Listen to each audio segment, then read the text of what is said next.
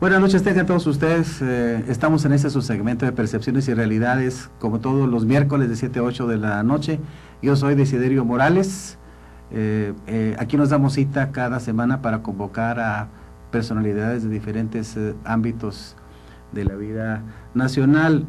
Algunas veces buscamos que se relacionen con el tema de las pequeñas y medianas empresas, las pymes, que es el tema central de esta su casa televisora Tele.tv.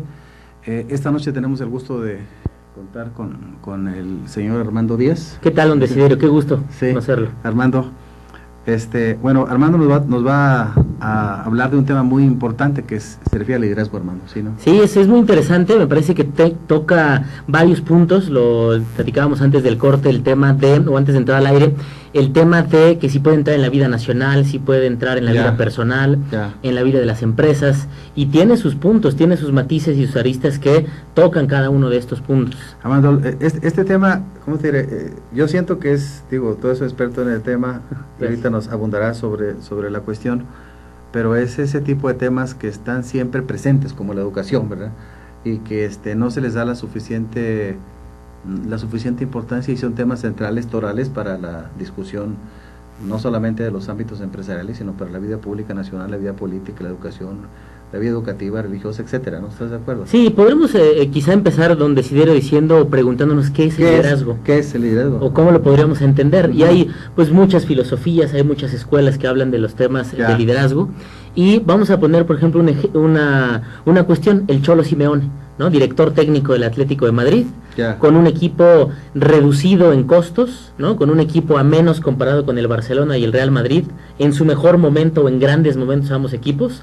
Sin embargo, logra llevarlos al campeonato de la liga más competida, o una de las ligas más competidas, sobre todo por estos dos, ¿no? Estos dos equipos, Real Madrid y Barcelona, que compiten desde hace muchos años. Desde hace muchos años, y llevan 10 años que entre ellos dos ganaban la liga. Y de pronto un equipo, que es el Atlético de Madrid, que estaba por descender, y con la misma plantilla, Diego el Cholo Simeone, un argentino que fue campeón con el Atlético de Madrid, los lleva al campeonato de la Liga Española, y luego los lleva a la final de la Champions League, y se quedaron a 3 minutos de ser campeones de la Liga Europea. Y entonces el Cholo Simeone dice, ¿qué es liderazgo? Liderazgo es... Él dice... No se puede explicar, es cuando puedes y tienes la capacidad de inspirar a otros.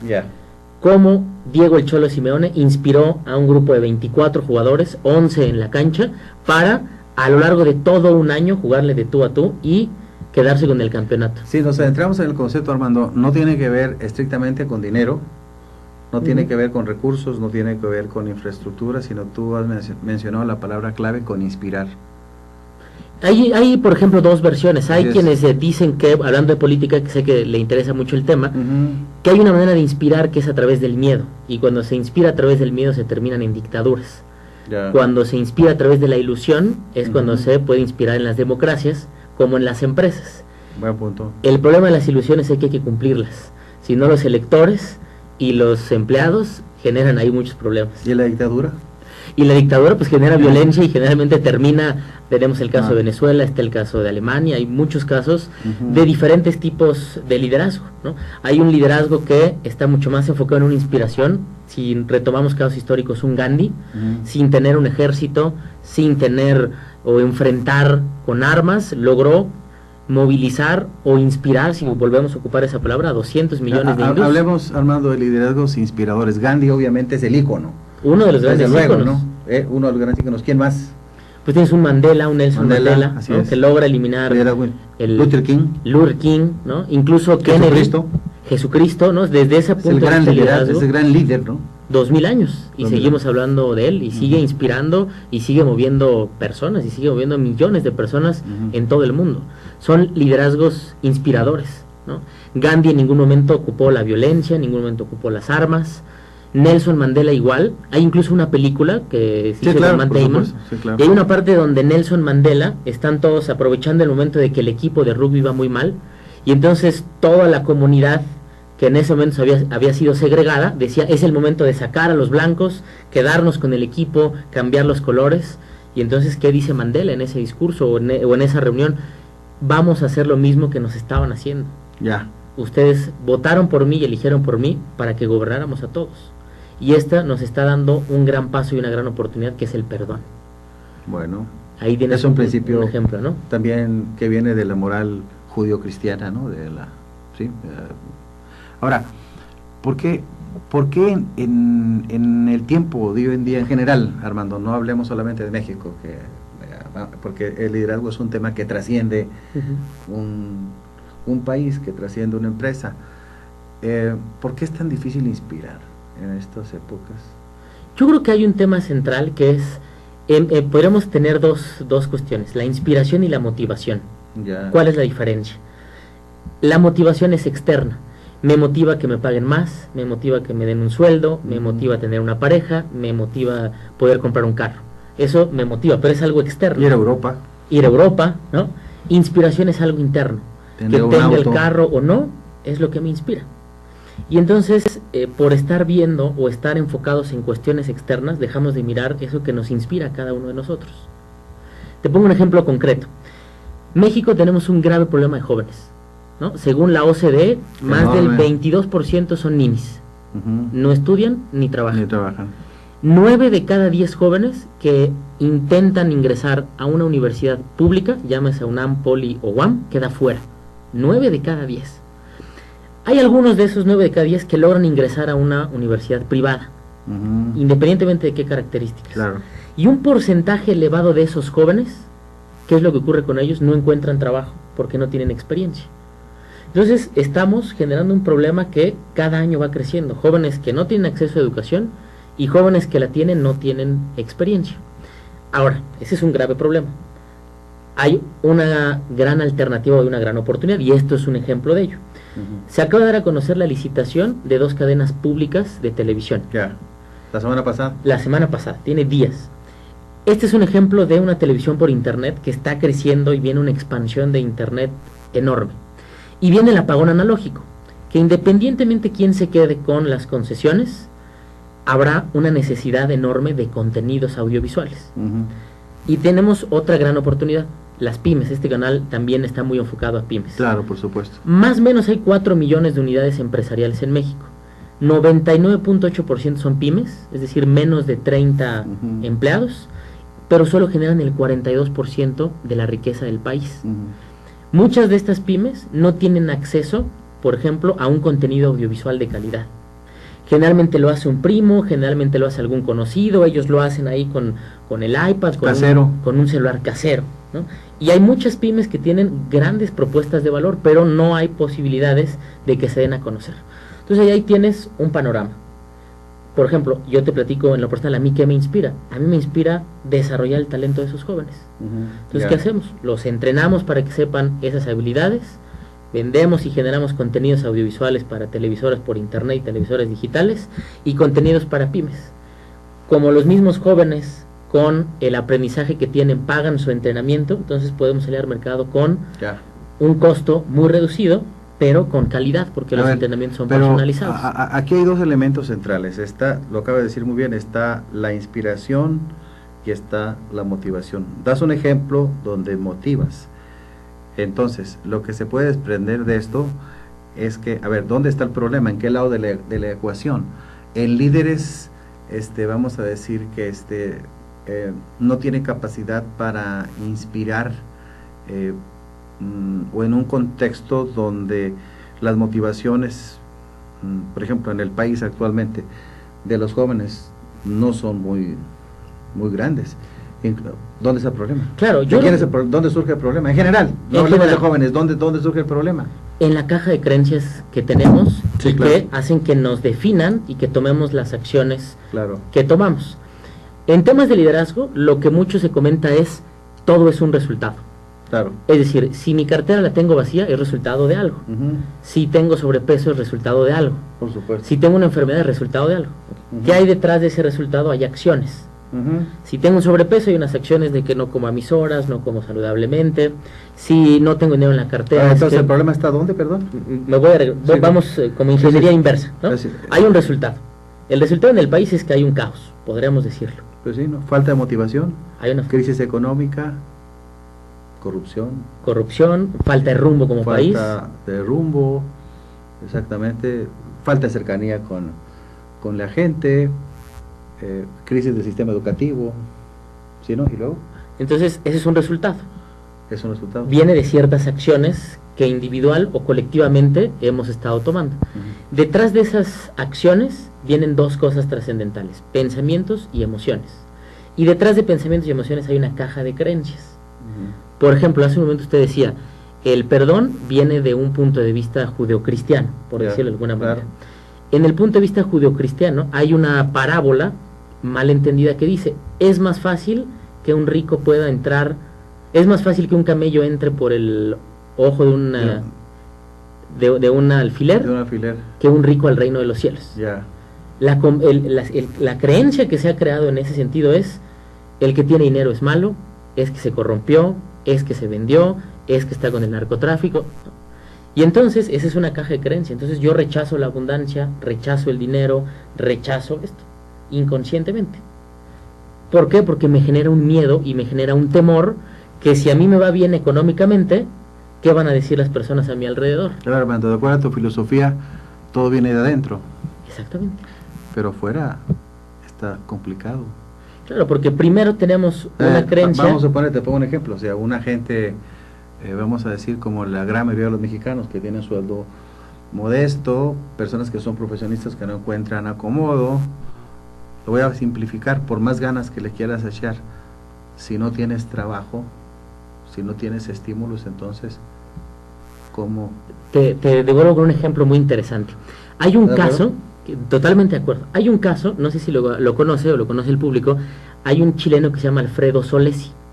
Este es un chileno, es un innovador que inventó una patente para solidificar el petróleo y convertir el petróleo, el petróleo que está solidificado, convertirlo en un plasma y luego líquido. Se asoció con un par de empresarios para poder tener recursos económicos y hacer estas investigaciones. Se asocia, empieza a hacer las investigaciones.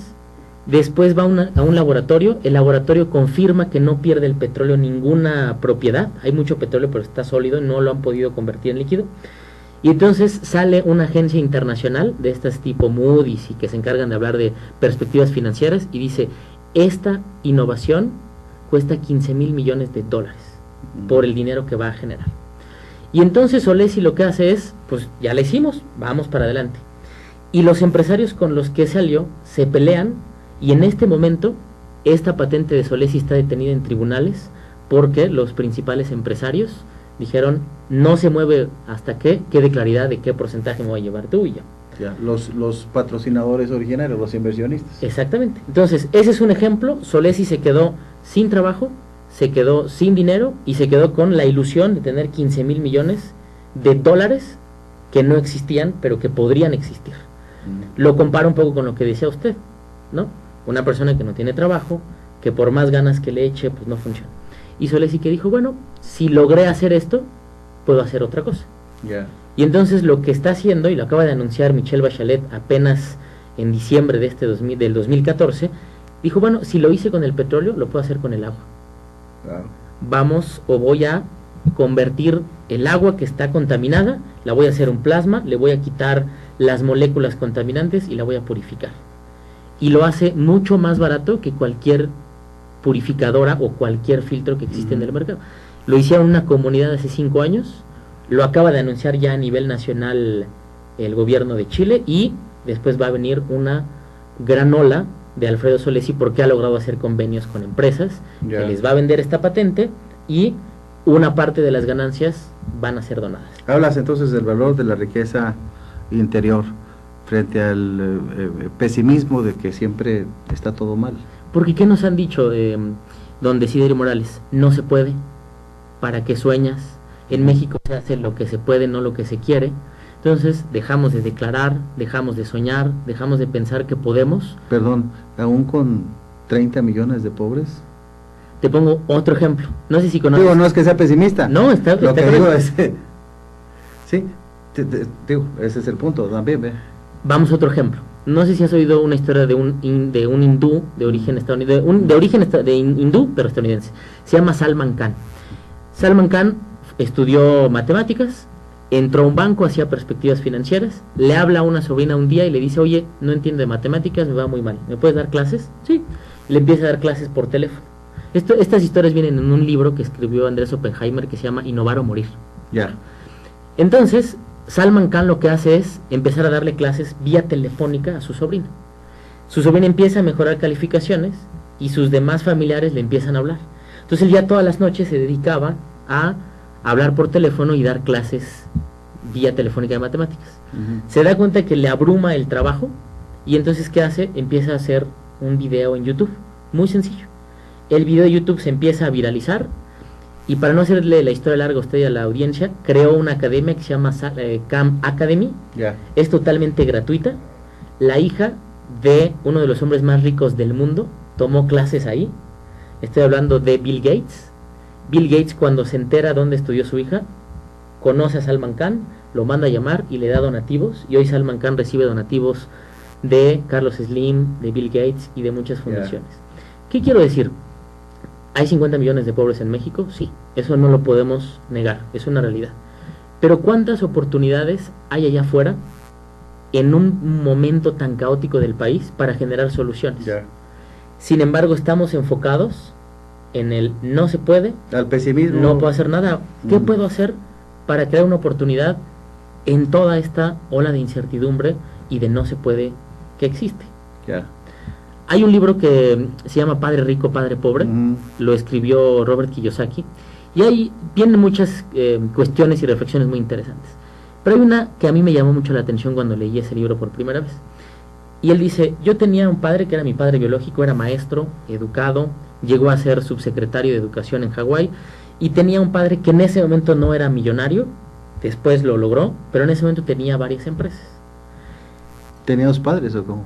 Un padre era su padre biológico, y el otro era amigo, el papá de un amigo suyo, pero él después en el libro cuenta que él lo considera como su padre, porque le enseñó mucho. Dice, yo ahí me descubrí la fuerza o la importancia de los pensamientos.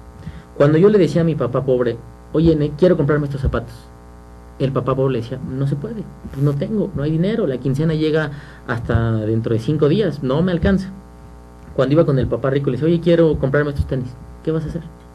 ¿Cómo vas a conseguir dinero para comprarlos? Y le decía el papá rico, el cerebro es un músculo, a medida en que tú lo pones a trabajar, es como cuando vas al gimnasio, haces ejercicio y el músculo va tomando un mayor volumen, trabaja de una mayor eficacia. Igual pasa con el cerebro. Entonces, ¿qué pasa con el cerebro? Si tú le dices, no, pues no se puede, pues el cerebro descansa. Le dices, ok, pues vamos a inventarnos algo para comprarme esos tenis que me quiero comprar. Ok, oye, ¿y si vendemos esto? Oye, ¿y si hacemos una rifa? Oye, ¿y si hago? Entonces, y el cerebro se empieza a acostumbrar a buscar soluciones y no a buscar problemas o cuestiones que no puedan, o que nos quedemos en una, pues aquí ya no se puede hacer absolutamente nada. Claro. Ahora, ¿por qué hay una crisis de inspiradores hoy en día?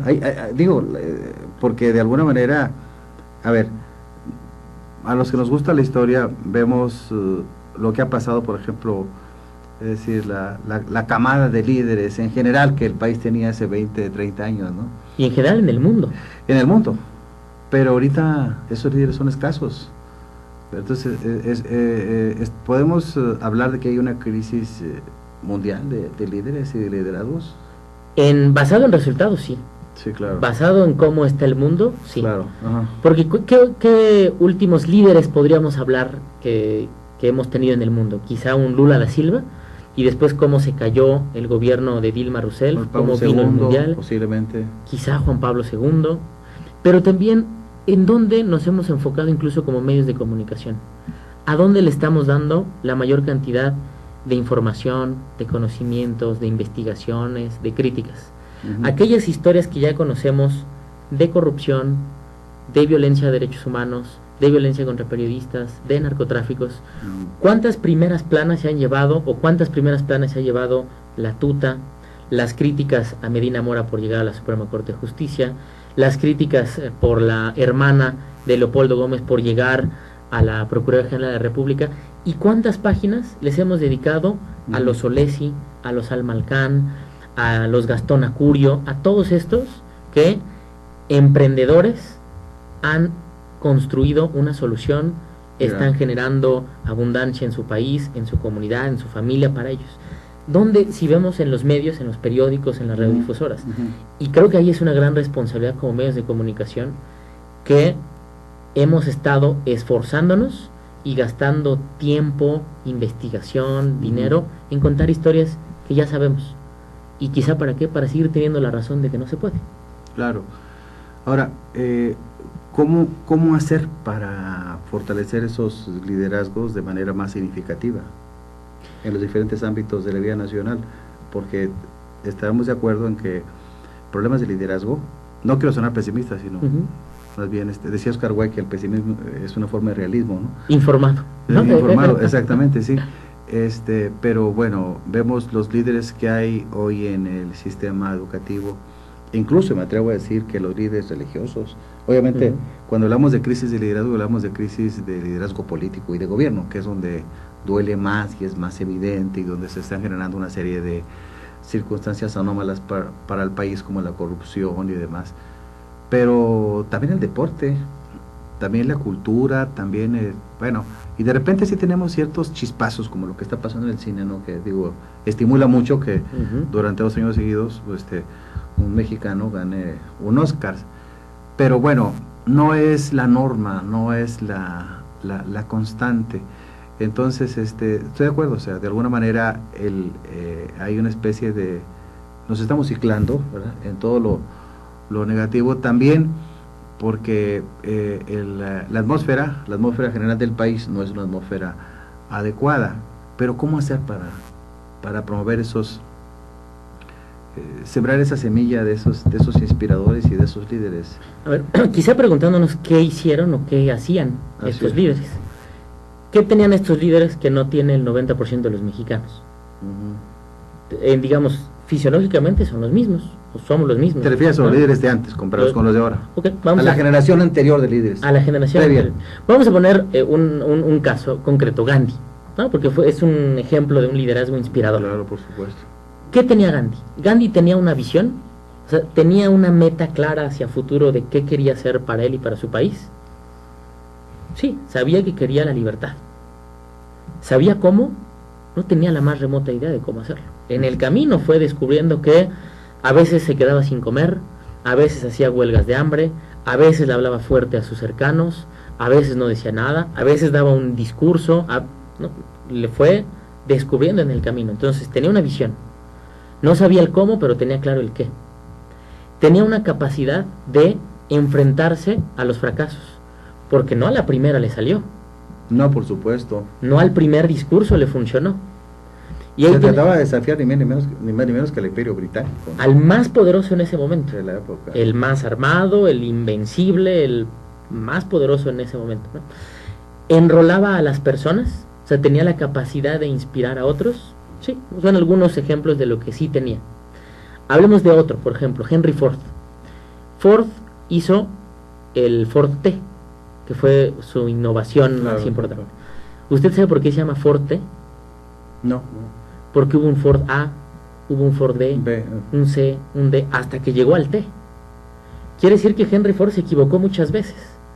Hay una frase muy conocida de Edison que dice que Edison se equivocó 1000 veces antes de poder desarrollar la bombilla. Y cuando le preguntaban, él decía, encontré 1000 maneras de cómo no hacerlo. Y aquí la pregunta es, ¿cuántas veces queremos algo y a la primera o la segunda nos damos por vencidos? Interesante. Hay un tenista profesional que se llama Stanislav Wawrinka, es un tenista suizo, y él tiene un tatuaje en su mano izquierda y dice, fracasa hoy, fracasa mañana, fracasa siempre, fracasa mejor. Solo ha ganado uno, o si no me equivoco, 2 Grand Slam, pero hace un año ganó un Grand Slam contra Djokovic, venía de una lesión, en fin. Y cuando le preguntan, ¿por qué tienes tatuado fracasa hoy, fracasa mañana, fracasa siempre? Decía, porque tenemos mal entendido el fracaso. El fracaso es un aprendizaje. Pero cuando las cosas no nos funcionan, creemos que es un fracaso, nos derrotamos y no seguimos. Claro. Wawrinka no tiene las actitudes, ni tiene la capacidad de un Djokovic, de un Rafa Nadal, de un Federer, pero ya ganó un Grand Slam y él constantemente está enfrentándose a los más grandes y logró un Grand Slam. ¿Cuál es el Grand Slam de tu vida? Sería la gran pregunta. U otra de ellas, cuando tienes una visión, cuando sabes que te caes y te levantas, tienes, por ejemplo, retomando el primer ejemplo que poníamos, Real Madrid contra Atlético de Madrid, final de la Champions League, minuto 92, el Atlético de Madrid ganando 1-0, el Atlético tenía ya la Champions League, la orejona en sus manos, el Real Madrid 10 años de no ganar, y en un tiro de esquina, en el minuto 93, o sea, reglamentariamente el partido había acabado, Sergio Ramos se levanta, da un cabezazo, anota el gol, se van a tiempos extras y ahí ya se desmorona el Atlético de Madrid. ¿Cómo jugó el Real Madrid esos 93 minutos? Como si cada minuto contara, como si cada segundo contara. La pregunta es, diciendo lo que usted me preguntaba, ¿cómo cambiar o dónde viene el origen? ¿Cómo sería vivir la vida como si cada minuto contara? Fuera el último. Excelente. Fuera el último, ¿no? Muy bien, estamos hablando del tema de liderazgo. Yo soy Desiderio Morales, estamos en este subsegmento de percepciones y realidades. Regresamos en un momento.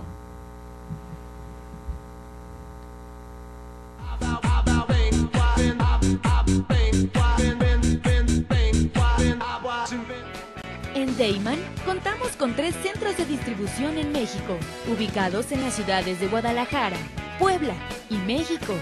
Distribuimos al interior de los Estados Unidos por medio de un centro de distribución ubicado en la ciudad de El Paso, Texas.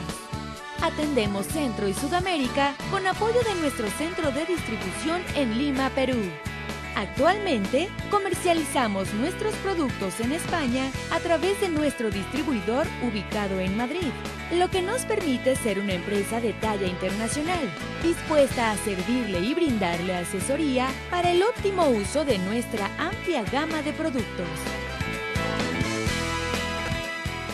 Cabe destacar que todos los productos elaborados en Deiman se fabrican con ingredientes aprobados por la Secretaría de Salud en México y FDA en Estados Unidos. Contamos con capacidades operativas, certificados kosher, programas de buenas prácticas de manufactura, controles de saneamiento, sistema de atención a quejas y reclamaciones, seguridad industrial, auditorías internas y un programa de trazabilidad y recuperación de producto. Deiman, proveedores de color y sabor por excelencia.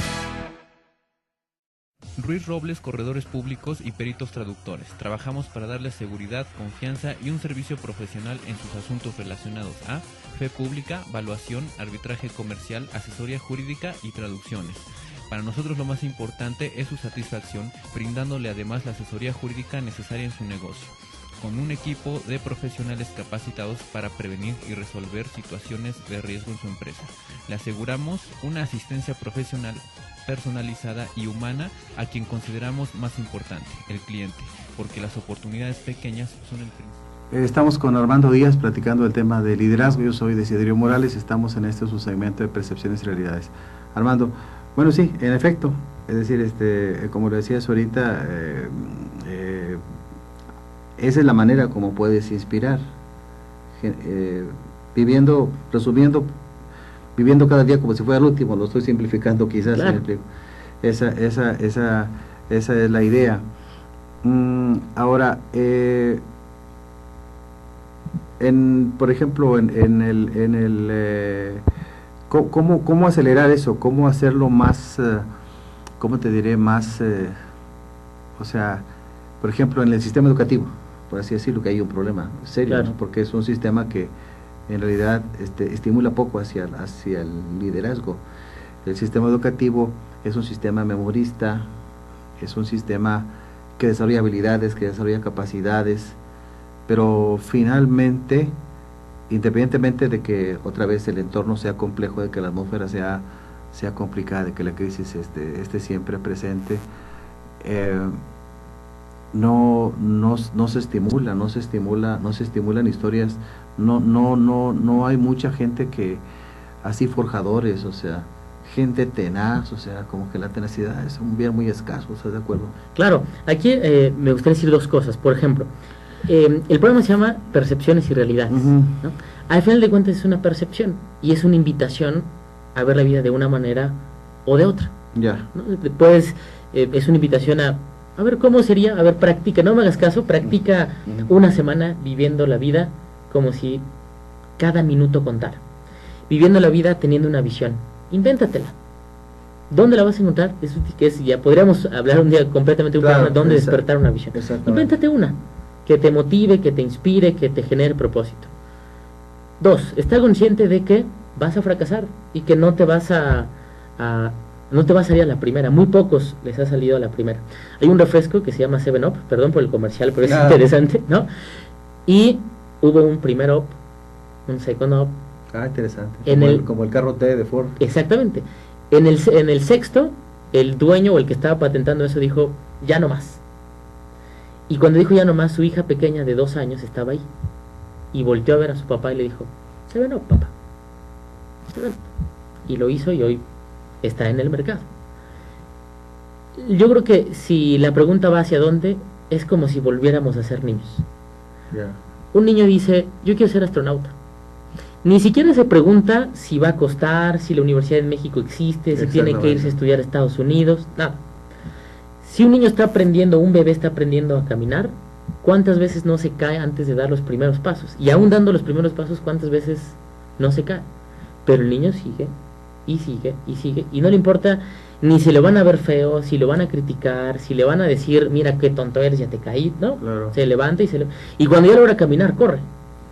Entonces, más bien habría que preguntarnos dónde, quién o por qué hemos permitido que nos quiten eso. Ahora pregunta, ¿cómo está la situación de las universidades o las escuelas o los institutos o los centros X que enseñan liderazgo? No hay muchos en el país, ¿no? No hay muchos, es hasta este momento todavía poco accesible quizá para muchas personas, pero cada vez se hace mucho más accesible. Hay libros, hay historias, hay muchas cosas. Ahora, retomando 2 cosas, el sistema educativo y luego una pregunta que puede ser muy interesante. Sobre el sistema educativo. El sistema educativo estamos hoy acostumbrados a un maestro que le está enseñando a 20, a 30, a 40 alumnos. ¿Dónde se genera ahí una relación con el alumno? ¿Dónde se genera una conexión? ¿En qué momento se puede generar el conocer un poco más allá al alumno, de saber cuál es su sueño, hacia dónde quiere ir? Es muy complicado. Sin embargo, yo llevo dando clases en la Escuela de Periodismo Carlos Septién 8 años, de periodismo, de radio, de televisión y todo. Tomé clases ahí, después ejercí en varios medios de comunicación, sigo ejerciendo en algunos y luego dando clases al mismo tiempo. Siempre hay más alumnos que se desarrollan más que otros, o que ya tienen ciertas habilidades. Claro. ¿Y qué es lo que pasa? Que generalmente esos alumnos se aburren. Y entonces el maestro, pues, o avanza la clase y le desarrolla muy rápido a la velocidad y al talento de los que ya saben algo, o los hace a un lado, los convierte en los distractores, en los que hablan, en los que distraen, y entonces se va con los más lentos. ¿Qué pasa si se apoya a los que están más avanzados y esos mismos más avanzados ayudan a los otros y esos ayudan a los otros y se va convirtiendo en una especie de mentoría personalizada? Eso, por ejemplo, lo estamos haciendo en la empresa que tenemos. Lo vamos haciendo y lo vamos escalando. Los mejores ayudan a los otros. A los que van avanzando. Y entonces eso, hay una frase de Douglas M. Lawson que dice, existimos temporalmente por lo que tomamos, pero alcanzamos la eternidad por medio de lo que damos. El ser humano cuando da una moneda, cuando genera algo para un externo, algo funciona dentro, que lo podemos platicar un día, pero se mueven cosas al interior de nuestro cuerpo que nos hace sentir mejor.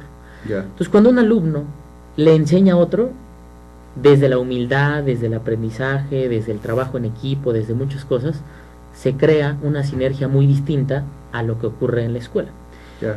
Y la otra, quitándonos un poco de la educación y retomando que va muy de la mano con el tema de la educación, al ser humano le gusta mucho tener la razón. Nos podemos morir teniendo la razón, a pesar de que eso sea más costoso que nuestra felicidad. Entonces, cuando alguien dice, es que existe la pobreza, es que la economía está mal, tienes razón. La siguiente pregunta es, ¿de qué te sirve tener la razón? ¿Te sirve de algo? No sirve de mucho. Sí, la economía está mal. ¿Sí? ¿Sirve de algo? ¿Qué sí podría servir? ¿Qué sí podría ser útil? Ya, la razón la tienes, el país está mal. ¿Sí? ¿Qué vamos a hacer para que esté mejor? Y la otra, estamos muy acostumbrados, desde mi punto de vista, o desde mi percepción, a un mundo maniqueísta. ¿es bueno o es malo? ¿Es blanco o es negro? Y entonces la primera pregunta es, oye, ¿eso es bueno o eso es malo? Y entonces empezamos a condicionar a los niños de, no, es que esto es malo, es que esto es bueno. Entonces el niño va creciendo con un aprendizaje y con un sistema, una caja de creencias de es bueno o es malo. Y entonces, ¿qué pasa si cambiamos solo la pregunta? Y cambiamos la pregunta, mira, yo no sé si es bueno o malo, porque puede ser bueno para Desiderio, puede ser malo para Armando, es una percepción. Pero ¿qué pasa si cambiamos la pregunta de si es bueno a si es malo por si te funciona o no te funciona? Si te funciona o no te funciona, ¿qué? ¿Al sueño que tienes? ¿O a la visión que tienes? ¿O a aquello que te quieres crear? Empecemos con una meta sencilla. Yo digo, quiero bajar de peso. O quiero correr un maratón en 2 años. Hoy me voy a levantar para empezar mis entrenamientos y empezar a trotar media hora. ¿Es bueno o es malo quedarme a dormir 5 minutos más o 10 minutos más? ¿Es bueno o malo decir, pues mañana voy o no? ¿Qué pasa si le cambiamos es bueno o malo y decimos, ok, mi sueño es correr un maratón? ¿Me funciona o no me funciona pararme hoy o no pararme hoy? Yo quiero bajar de peso. ¿Me funciona o no me funciona aventarme 10 tacos en la noche? Yo quiero dejar tal adicción. ¿Me funciona o no me funciona aventarme 3 copas? Fumar. O dejar de fumar. Y entonces, ahora, la pregunta siguiente es, ¿qué tan fuerte es esa visión o ese sueño que me va a sostener? Porque algo me puede funcionar, pero no me puede gustar. A mí me funciona levantarme media hora más temprano para ir a hacer ejercicio. Pero puede ser que no te guste. Pero puede ser que no me guste. Entonces, mi visión o lo que yo quiero lograr es lo suficientemente fuerte para sostenerme o no. Entonces, yo creo que la pregunta que hacía usted don Desiderio al principio es ¿cómo poder cambiarlo? Pues vamos a cambiarlo empezando a soñar, empezando a tener metas claras. Ahora, por ejemplo, bueno, la administración actual inicia con una reforma educativa. Y que yo sepa, esa reforma educativa habla de mejorar la educación. Pero, bueno, al menos así se comentó, así se discutió, no habla de liderazgo, por ejemplo. Sí, en Corea hay muchas empresas que se dedican eso, ¿no? a dar talleres de liderazgo, ¿no? A despertar esa mejor versión de ti, le llaman algunos. Por ejemplo, en Corea del Sur ya es una obligación dentro de las escuelas dar liderazgo de manera integral. Claro. ¿Verdad? Es interesante. Hace 25, 30 años, un coreano tenía que trabajar el doble para poder comprar lo que podía comprar un mexicano. 20, 25, 30 años después, ahora un mexicano tiene que trabajar 8 veces lo que trabaja un coreano para comprar lo mismo que un coreano. Porque, sí, claro, caray. ¿No? ¿Qué ha ocurrido? Entre muchas cosas, la educación, el liderazgo, la visión de un país. Tienes otro ejemplo de países que se han desarrollado. Cuando hablábamos de política, muchas veces decíamos, bueno, pues tenemos 500 años de independencia, pues, hay que entender que otros países pues ya tienen mucho más tiempo, ¿no? ¿Qué está ocurriendo con otros países que están a la vanguardia? Un ejemplo, Singapur. Singapur no tiene más de 50 años, tiene menos de 40 años que se independizó. Singapur no tiene agua, no tiene petróleo, no tiene minas. ¿Como Japón? ¿No? ¿Qué hicieron los de Singapur? Singapur, el otro día estaba leyendo una entrevista con el titular de educación de Singapur. Decía, nosotros dividimos el proceso educativo en 4 pasos. El primer paso era alfabetizar a las personas de Singapur. Teníamos un índice elevadísimo de analfabetismo. Entonces agarramos a los jóvenes de universidades y los mandamos a que enseñaran a la mayor cantidad de personas. Segundo, empezamos a ser técnicos, que al menos supieran resolver algo concreto. Tercero, empezamos ya a innovación y empezamos ya a enseñar ciencias y empezamos a enseñar tecnología. Ahora, ¿qué estamos haciendo? Hace 20 años o 10 años no sabíamos qué trabajos íbamos a tener hoy. Hace 20 años no sabíamos que podíamos montar una televisora por internet con recursos mucho más bajos que las televisoras abiertas. Y tampoco podíamos siquiera sospechar que un bloguero con una computadora podría tener más vistas que un programa de televisión abierta. No podríamos pensar antes que nos podíamos comunicar por un celular gratuito a cualquier parte del mundo con aplicaciones que ya existen.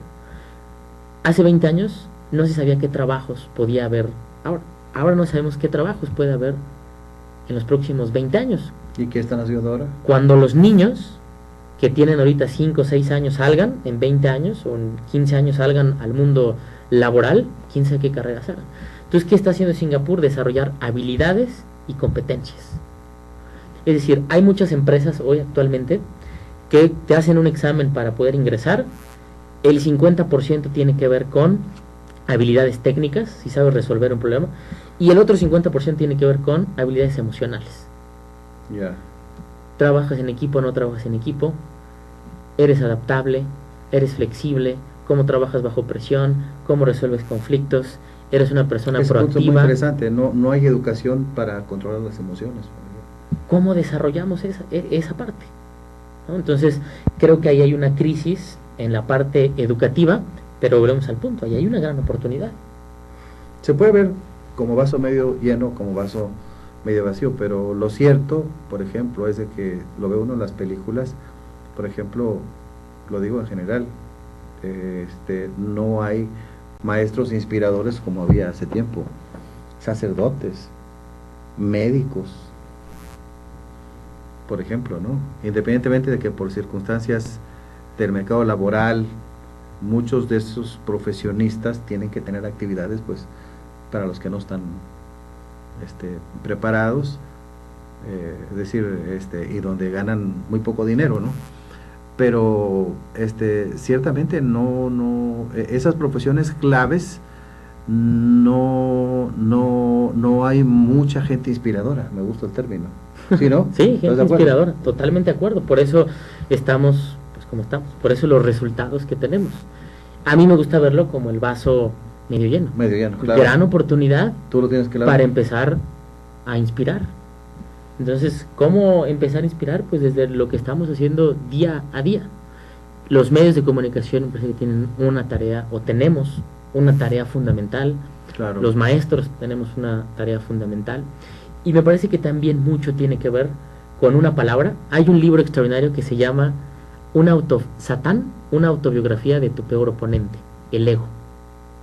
Muchas veces no nos queremos acercar a esos temas de liderazgo, de emocionalidades, por el ego. Yo ya lo sé, yo no tengo por qué hacer eso. Yo ya soy muy bueno, yo no lo necesito, a mí no me hace falta.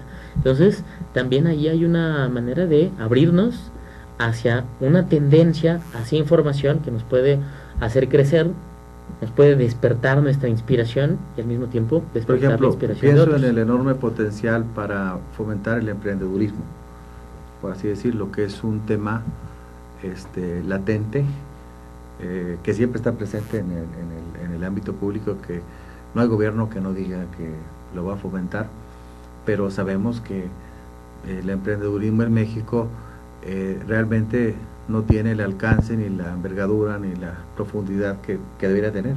Sí, alguna vez estaba en una conferencia de emprendimiento y quien daba la conferencia decía, ¿emprender es cuestión de dinero, sí o no? ¿Usted qué diría? No, pues no, evidentemente no. O sea, si yo tengo una idea, la desarrollo y todo es mucho más fácil. Porque si a mí me dicen, no, el emprendimiento es cuestión de dinero, a ver, ten 200,000 pesos, a ver, ¿qué haces? 90% se va a la quiebra, porque no tiene una idea clara, no hay un modelo de negocio, no hay un plan estratégico, ni siquiera hay una idea. En este libro de Crear o Morir, se cuenta la historia de un guatemalteco de 30 años, se llama Luis Bonján. Le ha vendido 2 empresas a Google, la primera en $10 millones, la segunda en $100 millones, y hoy tiene una escuela por internet gratuita de idiomas. La más grande se llama Duolingo, seguramente quienes nos están viendo en televisión la conocen o alguno la ha ocupado. Es una escuela gratuita, es la mejor escuela de idiomas en todo el mundo, reconocido por varias empresas y varias revistas que se dedican a valorar, y no cobra nada. ¿Cómo Luis Bonján y Duolingo saca o genera recursos? Todas las traducciones que se van haciendo los alumnos, ellos con un sistema lo venden. Y ellos mismos pagan sueldos, todo lo que significa en infraestructura para hacerlo. Ahora, hace rato lo mencionaste, en México la gran masa de empresas y la mayoría de la población trabaja no en las grandes empresas, trabaja en empresas medianas y pequeñas. Las pymes yo creo que deben aportar por lo menos la mitad, ¿no? Sí. Según la Secretaría de Economía, 42% del PIB. Del PIB.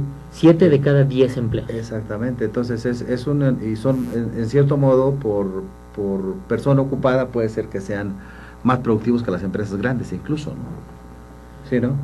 Sí, allí, por ejemplo, quizás lo que debemos de preguntarnos es, ok, ¿existe o no existe un plan concreto para desarrollar el emprendimiento? Sí, la México? pregunta es más bien, claro, ¿cómo hacer para injertar y para desarrollar todos estos programas de liderazgo? Porque supongo que es un potencial muy grande, ¿no? Hace rato hablamos de los jóvenes, pero bueno, estamos aquí platicando más bien de las pequeñas empresas y las medianas, ¿no? Claro. Ahí hay mucha oportunidad. Claro, ¿por qué no emprender? O sea, ¿por qué no nos animamos a emprender? Hay un discurso que da en una universidad, le dieron él fue a dar un discurso honoris causa, le dieron el honoris causa y fue a dar un discurso de Jim Carrey, este actor.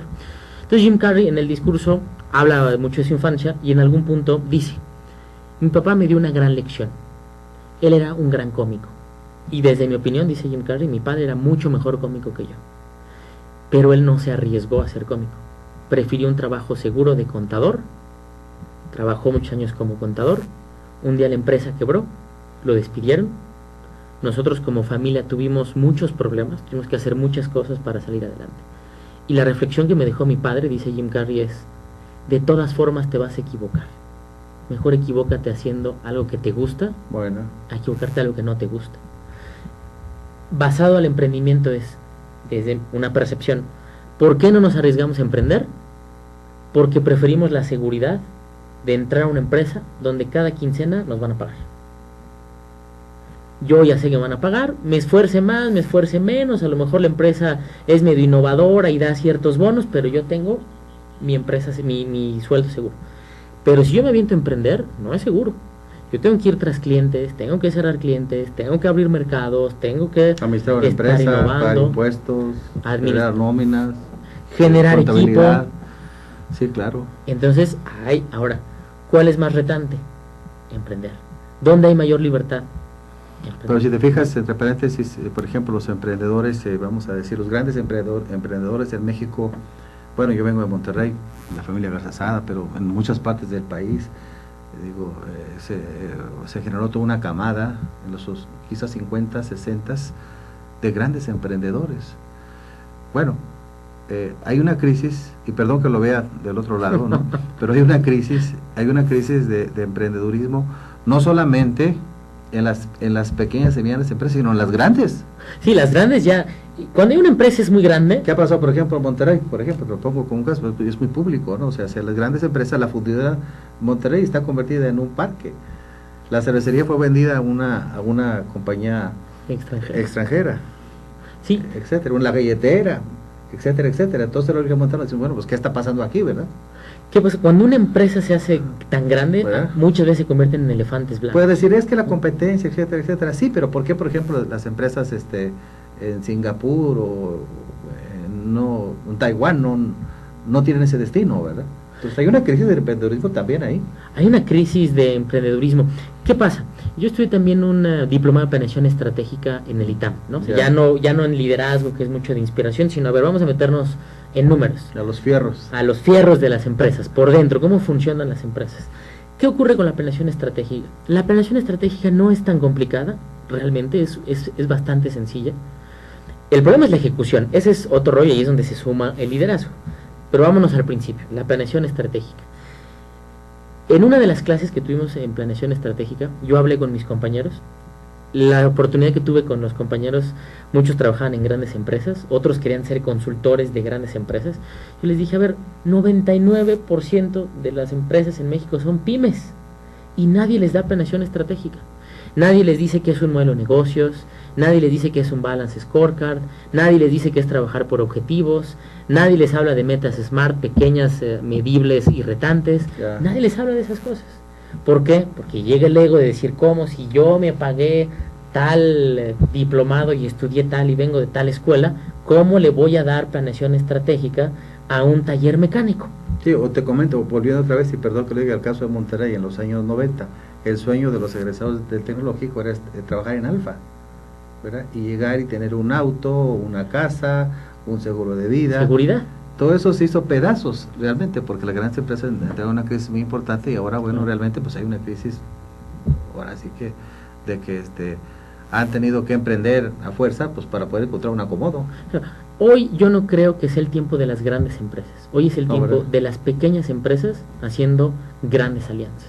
Entonces, tú puedes hacerle una consultoría de planeación estratégica a una empresa y cobrarle a lo mejor 40,000, 50,000 pesos. ¿Está bien? Habrá quien lo haga. Pero ¿qué pasa si hacemos un taller para pequeños empresarios que pagan 500,000 pesos y metes 100 personas? Te llevas el mismo dinero, apoyas y generas abundancia, les das rumbo a muchas empresas. O nosotros también, yo doy un taller de emprendedores para jóvenes. Despierta tu emprendedurismo, vas a ver que no es tan difícil. Claro, va a ser más retante, vas a aprender muchísimo más, te vas a desafiar mucho más, pero ahí hay una gran diferencia entre esfuerzo y desafío.